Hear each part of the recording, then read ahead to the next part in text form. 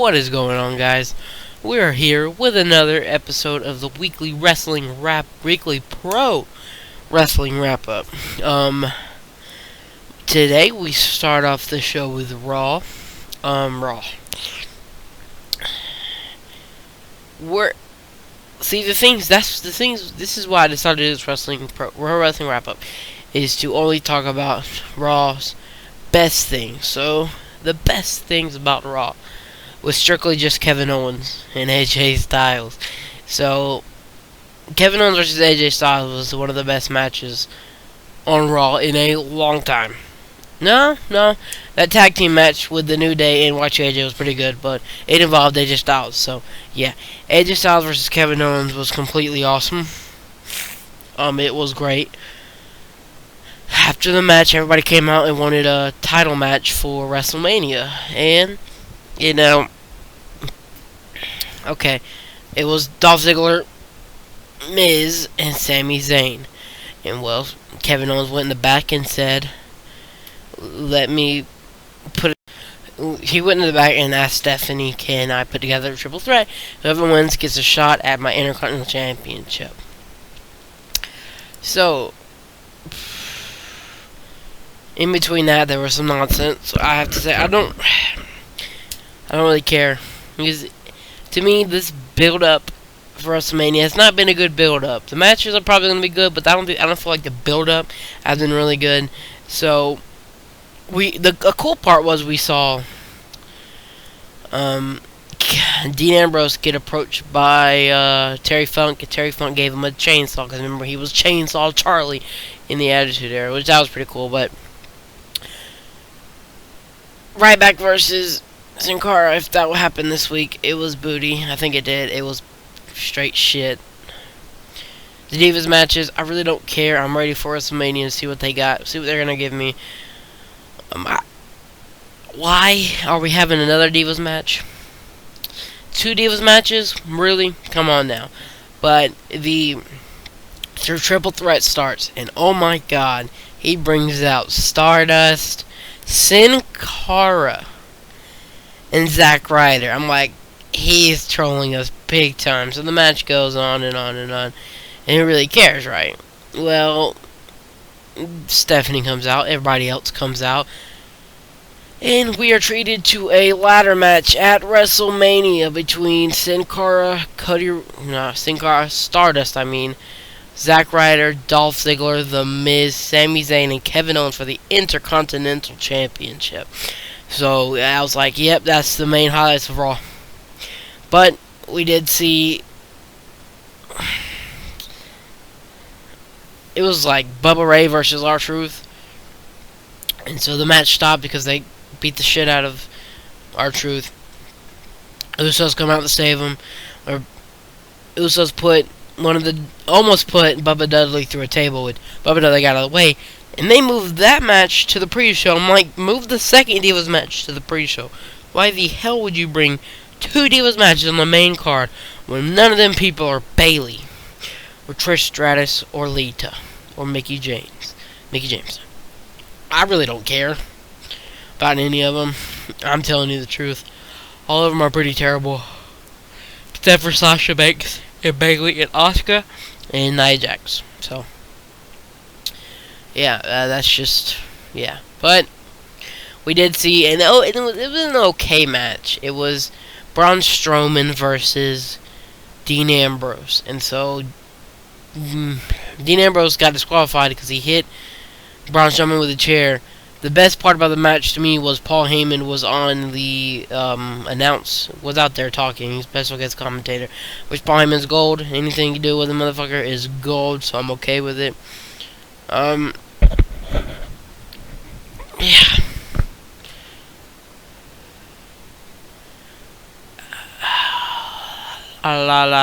Jacqueline got inducted to the Hall of Fame. Was going to be inducted to the Hall of Fame. That's pretty cool.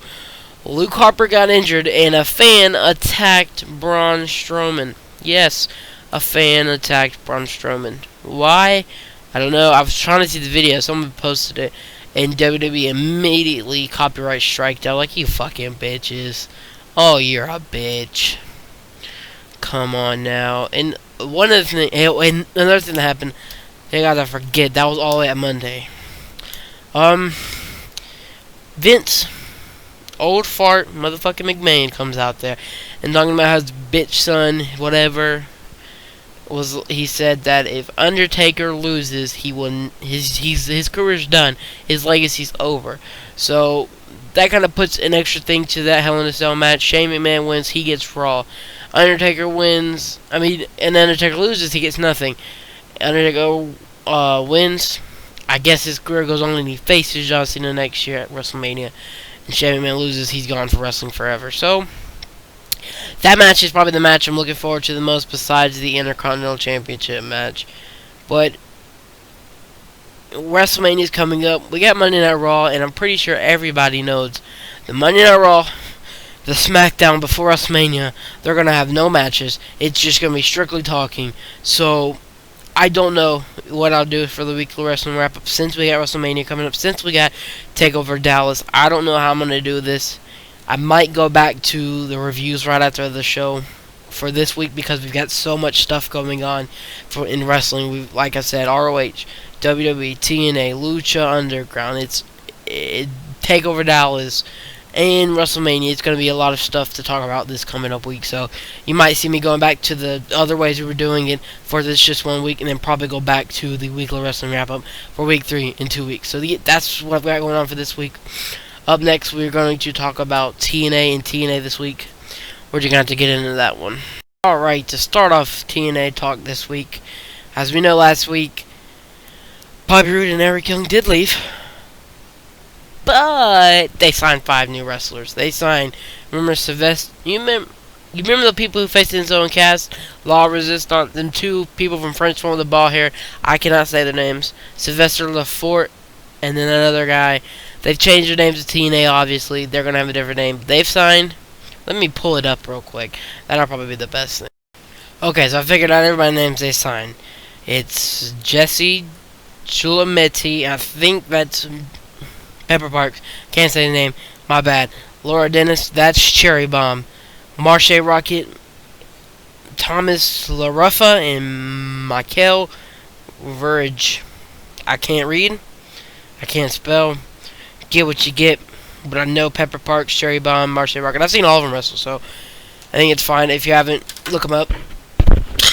But they did sign those 5, which that's a good addition to the roster. Marche Rocket, if you've never seen him wrestle, if you looked up Resistance Pro, he's been on there. And actually, that was Billy Corgan's old wrestling company, so I'm thinking they probably have to hook up with that. Marche Rocket's probably going to the X Division. We've got those French guys going to the Tag Team Division. Then we've got Cherry Bomb and Pepper Parks. I've heard they're actually married, so another married couple in TNA, cool. Go along with Maria and Mike Bennett. So, to start off this week's Impact review, let's get it going. Alright, so this week, let's see.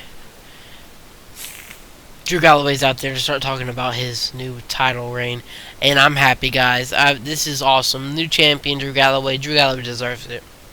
He really does. I don't care what anybody says. And so everybody comes out. I'm looking at everybody. Comes out. There's a big brawl. Everybody wants a title shot. Dixie comes out. Gauntlet match to set up for the main event. Okay, so the one matchup I want to note because my favorite tag team, Bromans, are back. I got a t-shirt right when their t-shirt was delivered, right the night when the Bromans broke up. Now they're back together, so I'm pretty happy. But they faced them Beer Money. That was a really good match. Sad to see Bobby Roode go. I'd like to see that match one more time, but it was good. And I'm glad that my favorite tag team's back since Beer Money's going. And I don't know what that is going to be said for James Storm, what he's going to do in TNA after Beer Money's gone, but it should be cool to see. After that, we saw Crazy Steve versus Eddie Edwards in a street fight, which was a good match. Eddie Edwards, does he win or does he lose? I don't know, but it was a great match. I think Crazy Steve won, actually. Or it might have been Eddie Edwards. Trust me, guys, this was Tuesday. I gotta start remembering better. But it was a good match. Really great match. Go check out Impact. So then we see Gail Kim in the ring, and Gail Kim wants Maria. She's calling out Maria. So Maria comes out there for the match, for her title shot, and she says, no, we're going to get the dollhouse out there. She's breaking up the dollhouse. I'm like, thank you. Tired of them a little bit. Come on now. So the dollhouse is broken up, and they have a good triple threat. That match was good. It was good for... Rebel sucks, first off. Get Rebel out of TNA. What the fuck? Worse than Eve Marie, I think. God. They have a good match. Jade wins. She gets title shot. I don't know if it's next week or not. Should be pretty cool to see. And so, main event time. Main event was fucking awesome. They fucking tore it up, guys. Really cool to see the main event picture right now. There's a lot of people. And Jeff Hardy was so over. He was over. So was actually Mike Bennett. Now Hardy's the biggest heel in TNA, obviously. EC3, good God, I want to see EC3 get that title back. But right now, Drew Galloway deserves it. They put on a show, but at the end, Jeff Hardy won by hitting that Swanton Bomb on the Matt Hardy. So, pretty good episode of Impact. Not a lot of matches, but it was good because they were setting up the stuff, and they gave time for their main event to be extra long, and that's what you need. You need your main event long because it's your main event, and they showed that. I love that Galloway's still, well, he's a TNA champion. He never left him, and it just fucking happened. But I'm glad TNA put the bet on Drew Galloway. I love how they're still setting up toward Mike Bennett and EC3. Looks like we're going to see Jeff Hardy, Matt Hardy again, which that's cool. We saw them have a good match at WrestleMania, so hopefully they have a good match here. But, yeah. And another funny thing was, a lot of people were talking about it, was Grado, I think I've seen it on Instagram or Twitter or something, was hanging out with CM Punk one day at his house or whatever, because they're friends. I mean, Grado's awesome. Everybody probably likes Grado. And he's talking about how he gets his TNA contract back. They're going to celebrate, and he's going to bring some guy from Chicago named Phil. And obviously, that is CM Punk, Phil Brooks from Chicago, so that was pretty cool. But, yeah, that is our TNA segment of the week. Up next is Lucha Underground. And, guys, I got a lot to talk about. Lucha Underground was beats as fuck. Alright, guys, Lucha Underground. What else can I say but why the hell are you not watching it? Fucking great. Aztec Warfare 2. First off, starting the matchup, we have Phoenix, because he's the champion. Katrina's a bitch. Put him at number 1. Guess who's number 2? Didn't shock us. So it didn't shock me because, we saw last week Rey Mysterio got the invitation. But Rey Mysterio's number 2. And we get to see Rey Mysterio versus Phoenix. What a matchup. That was fucking awesome to see. Didn't last long because 90 seconds, someone else comes out. But, they tore it up. And a funny thing was, we saw Joey Ryan come out. This is later on in the match. I gotta have to say this. But, so, Joey Ryan comes out. There are people fighting in the ring. And Joey Ryan handcuffs himself to the place where the fence or whatever. And he says, I'm gonna win. Like, no one can touch him. Fucking, yeah, right. Prince Puma super kicks his ass. No, wait, Phoenix. I think Phoenix super kicked him. And Prince Puma hit him a couple times. Somebody sprayed the mist. I mean, he got his ass whooped, basically. Even though he was stuck on the fucking fence over there. Funny tactic. But, so, we saw Cage come out, and Jack Evans, Johnny Mundo, and Taya are, they're tag teaming everybody. That's their group or whatever. And so Cage comes out, beats the shit out of all of them until fucking he gets hit with a cinder block. Yeah. He brought out a cinder block. Brought out a cinder block and hit Cage with a cinder block, and it fucking exploded everywhere. And at one point, Johnny Mundo throws Cage through the window like he did in Alberto Del Rio last season. Cage comes right back out, wiping the blood off, and hits Johnny Mundo with one of the nastiest clotheslines I've ever seen. Oh my gosh, you talking about clothesline from hell? That was straight crazy. That's what that was. And another thing, as someone was getting pinned, I don't think anybody really noticed it, but Jack Evans comes falling down the stairs. Like, if you're not watching Lucha Ground, they have like these huge stairs. That's how they come down to the ring. He falls all the way down them because he's fighting Drago. And so he's fighting Drago. They go to the fans. They start fighting, and here comes PJ Black, formerly known as Justin Gabriel, and Jack Evans and PJ Black tag team Drago. Then Aerostar comes out, and it's kind of like a tag team match. That'd be cool to see a tag team match between those. I'd like to see that. Make it happen. Ultima Lucha. Let's go, guys. That's probably far away, but I think it'd be an awesome match to see. So, we see the guy who Rey Mysterio has been training come out. I think Dragon. I cannot say his name if my life depended on it. But he was pretty cool. He was hitting moves over. He was... Okay, so there were two people, like, at the ring post outside, right? Kind of backed up.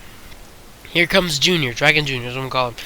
He runs, jumps over the ring post onto the mill. Like, let's go. This dude's crazy good. And then the last person to come out, Mil Mortez. And then there comes Prince Puma. I'm like, what the hell is Prince Puma doing out here? He comes out there. Not pinning on Junior, and fucking kills Mil Mortez.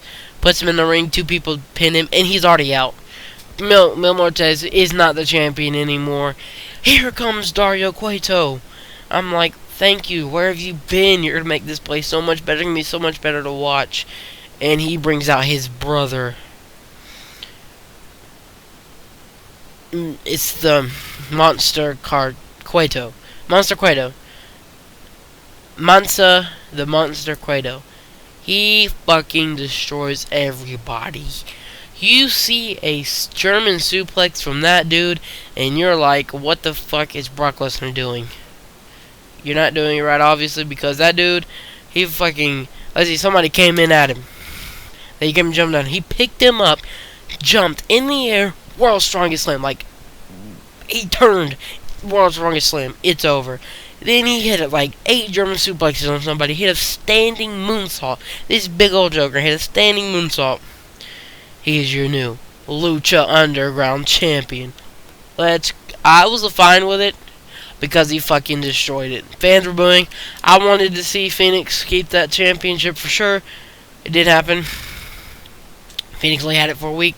But it's good to see Dario Cueto back. He finally lets us see his brother after last year doing all these vignettes, not knowing who he is, not knowing what he does.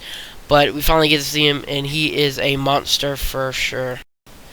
So that was Lucha Underground this week. And next we're going to talk about ROH. Yes, we're going to start doing ROH on here, but hold on, guys. Gotta pet my cat because she comes in here. She's annoying the shit out of me. You know, you just got to. Right? But, like I said, you guys gotta go watch Lucha Underground. It's fucking great. Now let's get into ROH. Alright, so we do ROH now. So, if you're wondering, this was supposed to be out last night when ROH was over, but I fell asleep. So, we have to continue it here. It's Easter, so happy Easter, I guess.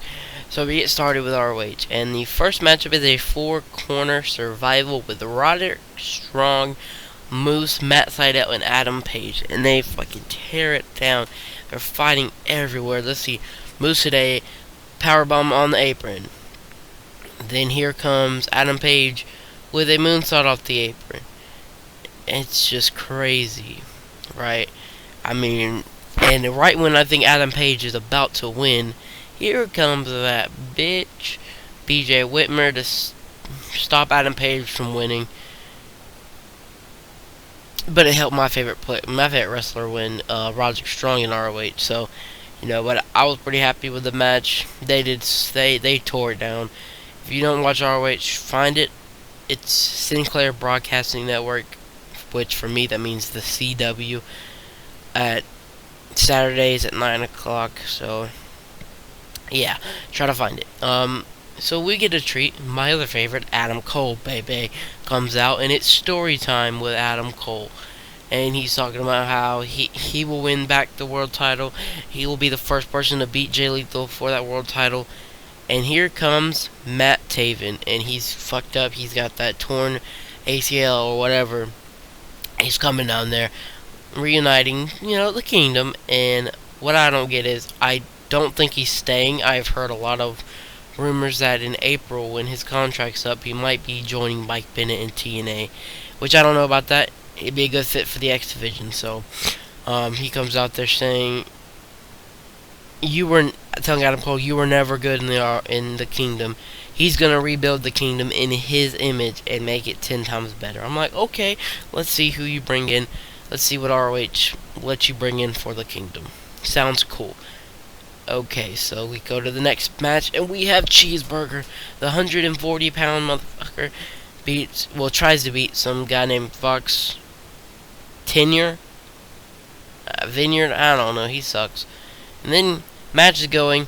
Here comes ANX, and they beat the shit out of the Fox guy.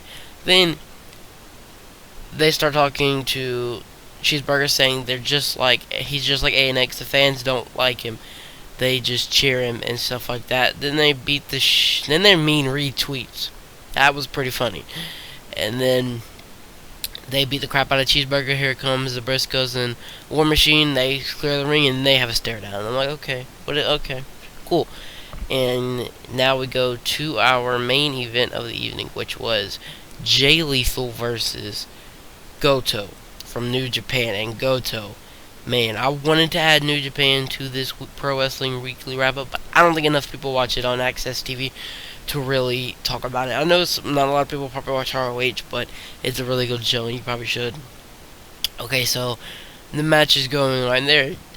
Fans are chanting, "This is awesome" already. And at one point, Goto and Jay Lethal on the top, and here comes the fucking hot Taylor Hendricks. Oh my god. Ooh. She is hot as hell. And she stops Goto from taking Jay Lethal off the top rope with probably like a suplex or something. So they take Goto out of the ring. Fucking crash and burn through the ropes. Here comes Truth Martini in the ring and hits a Truth-a-Rooney. Yeah, if you don't know what that is, think of Booker T's Spin-a-Rooney. That's the Truth-a-Rooney now. And then so Jay Lethal hits, Goto's about to win. Here comes Taylor Hendricks again. Goto stomps on Hendricks' feet. And Jay Lethal hits him with a super kick. Hits the lethal injection. And wins. And so they're celebrating after the match. And here comes Donovan Dijak and Prince Nana. We remember Prince Nana giving Donovan Dijak's somebody else. He gave 2 other people the envelope as well. And I don't remember their names already. I feel kind of dumb. Wow. But, fuck them. Donovan Dijak beats the crap out of Jay Lethal, basically. And here comes Truth Martini getting all pissy. Then here comes Donovan Dijak with a spin kick. And the fans are chanting, "You just killed him." I was like, oh crap. That is pretty awesome. So that is the ROH part of the show. And that's when we're going to wrap it up. So, hope you guys enjoyed it. We did not review NXT or SmackDown this week. I really didn't care about NXT. It wasn't that great to me. Wasn't that fun like normal. SmackDown, Brock Lesnar came out there. Who gave a fuck? I mean, SmackDown. The best thing to me was the beginning match, and that was a Divas match. So, come on now. But we're gonna end it here. The next time you'll see anything up on this channel will be Tuesday, when we freaking spam some MLB The Show 16 for sure. So I'll be waiting for that. And then Monday on FPSG will be the Call Universe mode, returning after a 1-week absence. So, happy Easter to you guys. Like, subscribe, and comment. Tell me what you think of the show. And I am out.